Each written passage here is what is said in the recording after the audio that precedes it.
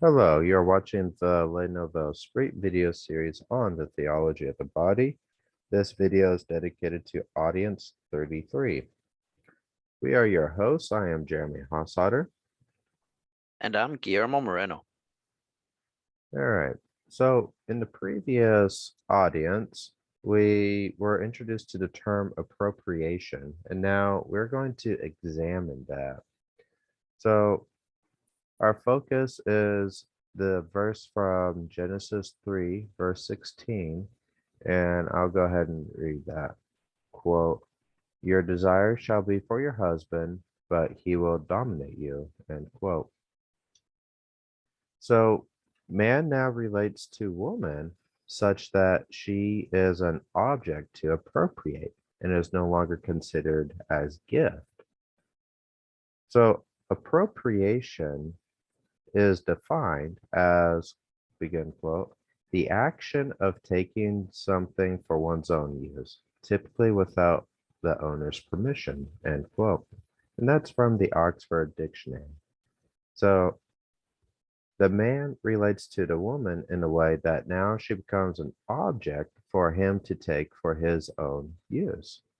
And once the man does this, the woman is no longer considered to be a gift of God.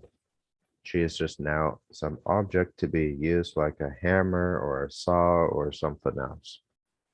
And in doing so, and how man relates to the woman in this manner, he too becomes an object to be appropriated. And so the reciprocal relationship between the man and the woman becomes a reciprocal appropriation. And this reciprocal appropriation, or I should say, in this reciprocal appropriation, the structure of the communion of persons disappears. This appropriation is antithetical to the communion of persons. And so once the man and woman refer to each other or relate to each other as objects to be used for their own motives and whims, then the structure of the communion of persons is no longer possible, no longer able to be established. Yes, if I may interject, Yeah. what comes to my mind, yes, when they use each other, this relationship, it's based on what am I getting out of it? What am I getting out of this person? What's in it for me? That this relationship, it's going to continue as long as as long as that's the case. And okay, that's clearly using someone as a means to an end. And that's never healthy, just very practically. And um, of course, I would also say ethically speaking, something's wrong there because this person, because he or she is a person, is deserving of love and nothing less. But using somebody, yes, it's less than love, but it's also in this respect the opposite of love. Yeah. It reminds me of when JP2 talks about in Love and Responsibility that hate is not the opposite of Yep. love, but hmm use hmm is. When we relate to the other within this use object relation, we are treating the other as something to be used, and then once we're done, we dispose of that. Yep. The person is no longer treated as a person, but an object to be disposed. While they're being used too, not just before they're disposed of. Right. But you think about it, once you're done using, say, a paper towel, you just wad it up and throw it away. In a sense, the person is no different because they're just an object to be used. And once you're done, you just wad up the person and cast them out from your life. And that's disturbing.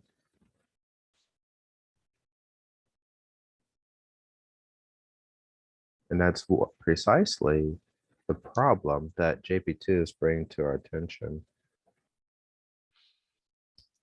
maybe it's part of the root of the problem, considering Christ's words that if you look at a woman to desire her, you have committed adultery with her in your heart.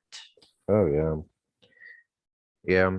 Without jumping too far, I Hmm. will say that the those words which we have been talking about for the last few audiences, we will continue talking about.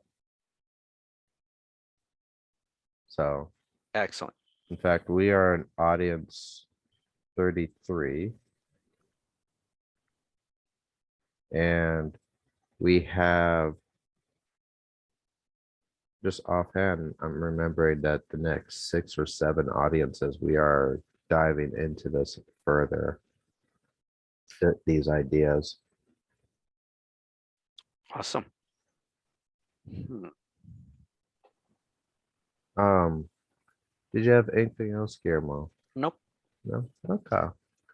In that case, when we do, when the man and woman relate to each other in this manner of use, the heart is rendered as almost incapable of performing the gift itself according to the spousal meaning of the body because of this desire for appropriation. And so the text of Genesis chapter 3, verse 16 indicates that this domination and appropriation is more so at the woman's expense. That in some real way, she will feel this more than the man because she's the one who'll be desiring the husband, but he is the one dominating her. Now, there is a parallel between Genesis 3:16 and Matthew 5. In Genesis 3, we have he will dominate you. And in Matthew 5, we have whoever looks at a woman to desire her. And from this parallel, we can infer that man has a duty from the beginning. And his duty consists of 2 things. First, to be a guardian of the reciprocal gift of self, and secondly, to accept the woman in her femininity as a gift and to receive it in the reciprocal exchange of gift of self. And so concupiscence threatens the man by tempting him to eliminate this gift from the woman. Concupiscence threatens man, it tempts him to not be a guardian, but to dominate the woman. Now, to be clear, both the man and the woman both have the duty towards the reciprocal gift of self, but it appears that man has his duty more so since he is the one that is going to be more so the one that is in the position of dominating. And so, with this duty towards the reciprocal gift of self, we can note that if the gift is violated, there the duty arises to reestablish it. And last thing to note is these truths about the duties of the man and the roles of male and female within the communion of persons. These are truths that are independent of the historical, socio-cultural conditions of the Bible. And the reason why JP2 reminds us of this is because when we think about some of the criticisms of the Bible, especially, say, the feminist critiques, some are tempted to say, well, that's the Bible is just presenting a particular era and how they viewed gender roles of man and woman, and but they have no relevance to today. And what JP2 is affirming is that there are truths being expressed in scripture that are independent of the feminist critiques or other, I guess, gender, biological sex inspired critiques. Uh, or just even sociological criticisms of the way the society was conducted in the times of Jesus and before, that there are truths here that pertain to all men and women, regardless of their historical situation, regardless of their sociological condition, and regardless of their cultural condition. Yeah, one of these truths is that man has a special duty of being a guardian of the gift. Did you have anything you'd like to add, Guillermo? Not exactly. Okay. Yeah, and the reason why I sound hesitant is because I do. I just okay, I'll share it briefly. All right. This slide especially just reminds me of one of my favorite quotes that with great power comes great responsibility. If any those of us were familiar with that quote, we've heard it from the first Spider-Man movie from back in 2020, 2002. And what just both sexes are powerful when it comes to our sexuality. In a manner of speaking, just in a real way, it's fair to say that men are the stronger sex, and there's this responsibility that comes with our ability to provide, protect, and what's the other one? Provide, protect, and there's three um roles that men play across the board, regardless of the culture and regardless of the historical time. I'm forgetting one. Lead. There we go. And it's written in our bodies, men. And are we living up to that? Just gradually, I think no, we're not. And then what else comes to mind is when it comes to women's femininity, just there's just a visible beauty there that, you know, there's a feminine beauty there that has power too. And this one speaker, his name's Jason Everett.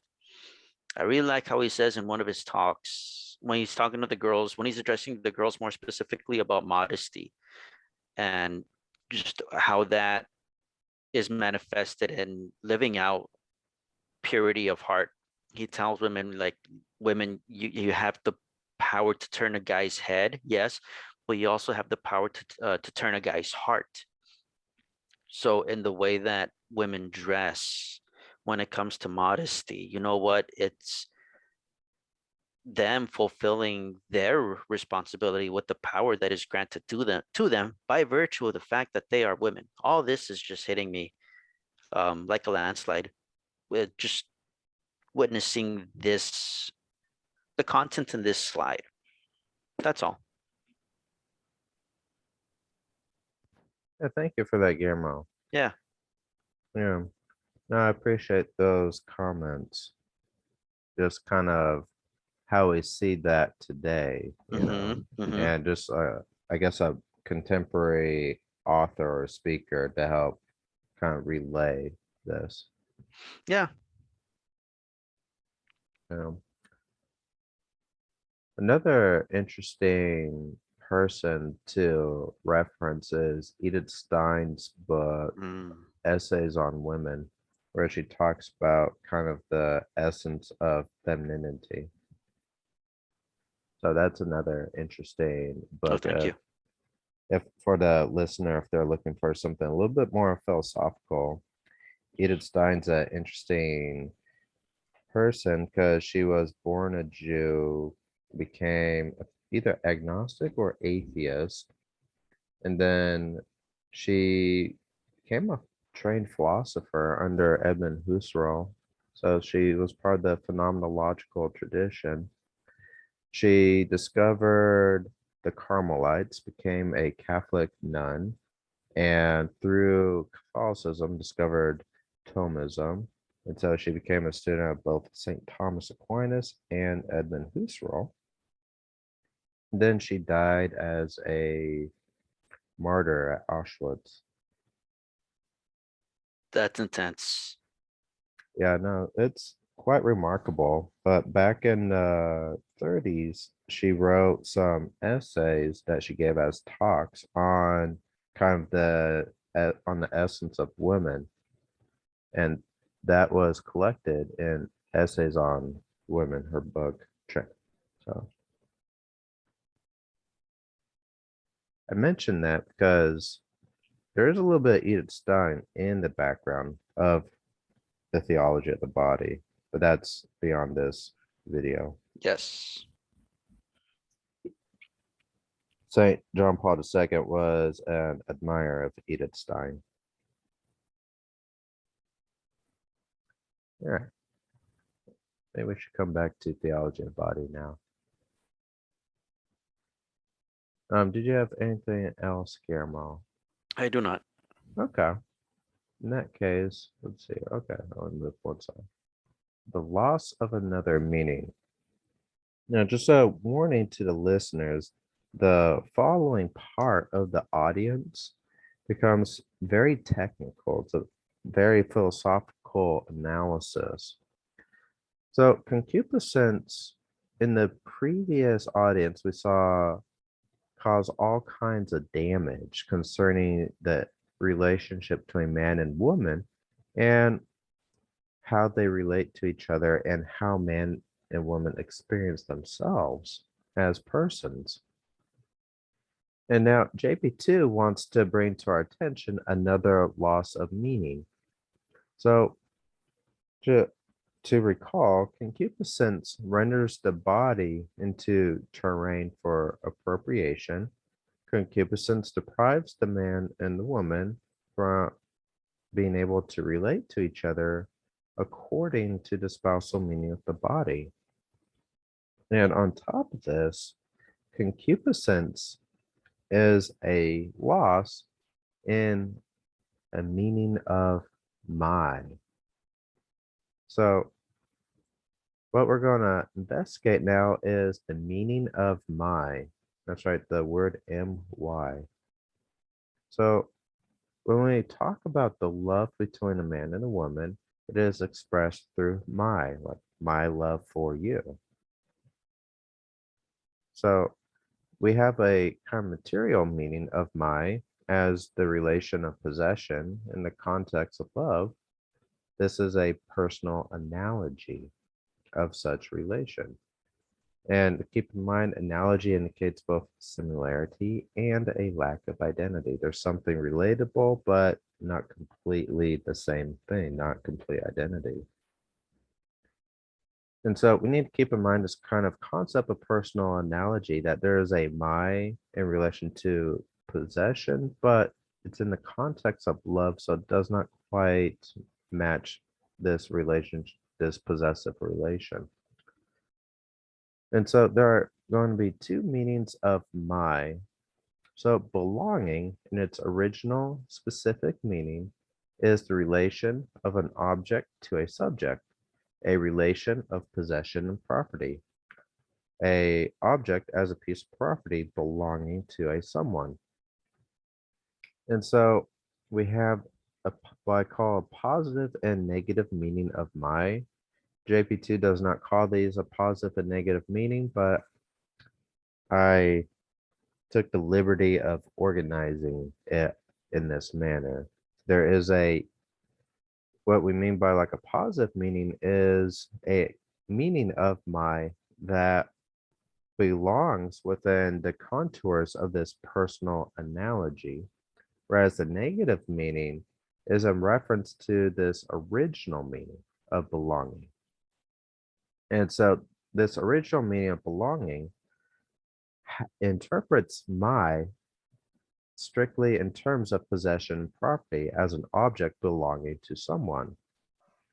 Whereas in this analogical or in this analogous sense, that is the personal analogy, you have it's going to be within the dimension of gift. And so you have the reciprocal giving of selves between the man and woman. And because of this, you have the preservation of the spousal meaning of the body. And so the possession is interpreted as a gift, and its possession falls under the law of gift. All of these concepts under the positive meaning of my become negated in the negative meaning. So the negative meaning of my is in terms of this original meaning, where you have the relation of possession, property.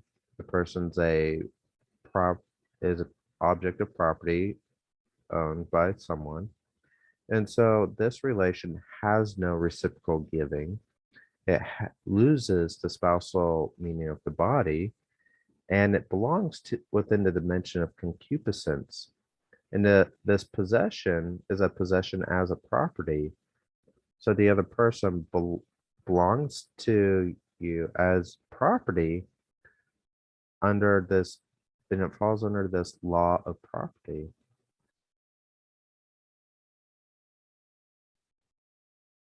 Did you have anything you'd like to add, Guillermo, to this?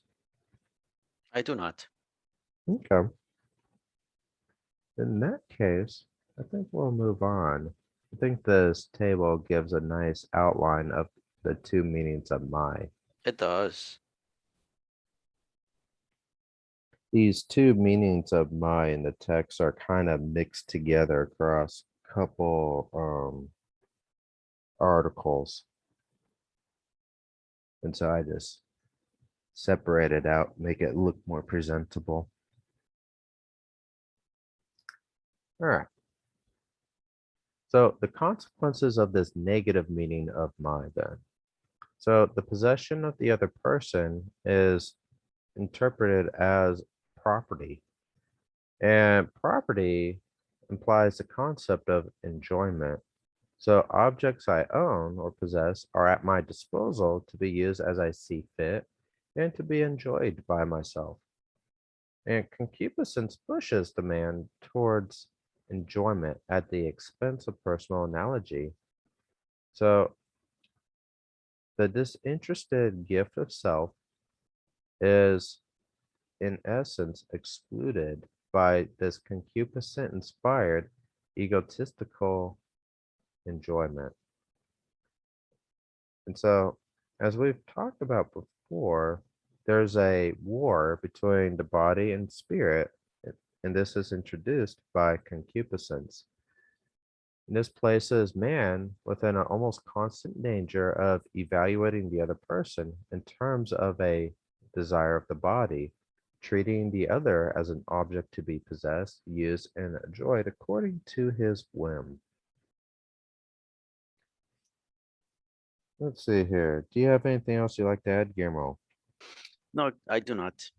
All right, just want to double check since that is Awesome. the last slide. Yay. All right. In that case, thank you for watching our video. If you have been enjoying our content, please subscribe to our social media, like, share, and comment. Also, consider making a financial donation. Your financial support goes towards maintaining our website and the purchase of resources for us to continue producing great work for that you love and enjoy. On our website, you can find many other activities of ours, such as all of our articles on various topics and our podcast. Guillermo, do you have anything else you'd like to add about our podcast?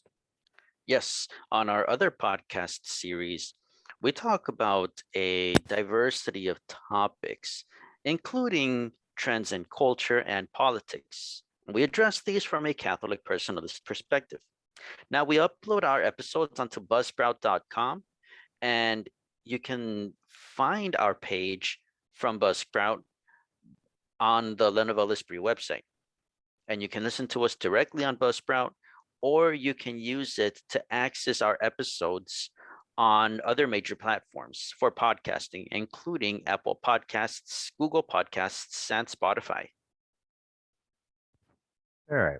Thank you, Guillermo.